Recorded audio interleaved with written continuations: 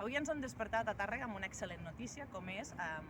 aquesta sol·licitud per part de la Conselleria de Salut de construir un hospital d'atenció intermèdia just en aquests terrenys en què ens trobem ara, que són els terrenys que són al costat del CAP,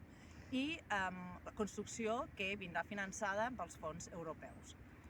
Parlem d'un hospital d'atenció intermèdia, és un hospital que fa molts anys, que és una reivindicació tant de la ciutat com del territori, perquè seria un hospital d'atenció intermèdia que oferiria serveis a la comarca de l'Urgell, la Segarra i també al Pla d'Urgell. Tindria 110 places, amb dues unitats separades, unitat de llarga estada i unitat de mitja estada, per tractar bàsicament gent que han patit una operació, una cirurgia, que tenen alguna malaltia crònica i necessiten doncs una estada per rehabilitar-se, però també hi hauria l'apartat d'hospital de dia amb 25 places, també per tractar malalties cròniques i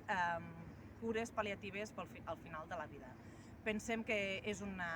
equipament que ocuparà 100.000 metres quadrats, 5.000 dels quals seran de construcció i que estarà connectat amb l'ampliació del CAP, que també està en curs, i per tant s'aprofitarà les dues instal·lacions per fer tot un ampli conjunt